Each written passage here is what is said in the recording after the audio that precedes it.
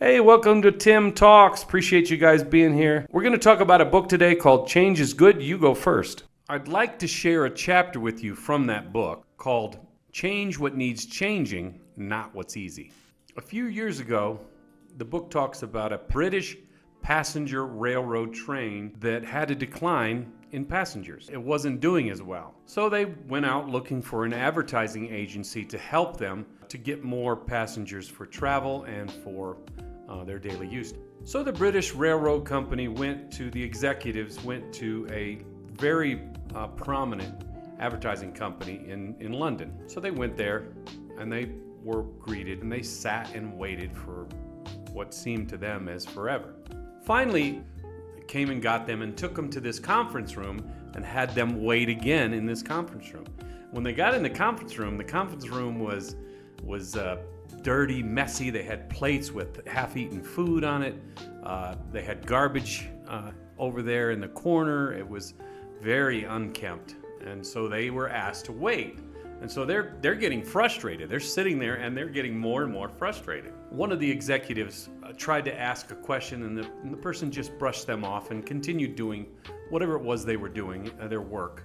And they didn't acknowledge that they were even there. Eventually, the executives decided they had had enough. They had waited for what seemed like an hour, and they were very, very put out. They were disgusted with their treatment, and so they decided to get up angrily, of course, and start to leave. And one of the executives from the advertising company came in and said, gentlemen, this is not normally how we treat our clientele. In fact, we set up this meeting for you just the way it turned out, to prove a point that this is what customers feel is happening to them on the British rail, the passenger rail company that you guys own. And this is the problem. It's not about advertising, they said. It's about addressing your employees to treat the customers better. But instead of an advertising campaign, they addressed all the employees, instructed them on how to treat the passengers and the customers that came into the rail.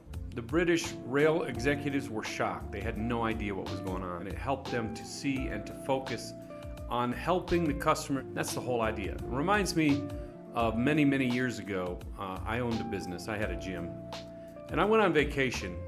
I went up north where my wife and my kids and I were going to visit family and friends.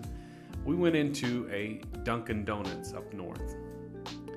We walked into this Dunkin' Donuts, and at first I didn't get service. One of the people that was sweeping the floor came up and said, "Is there anything I can do to help you?" And I said, "Yeah, we were looking to make an order." He stopped what he was doing, went behind the counter, washed his hands, came up and took our order. To me, that was incredible customer service.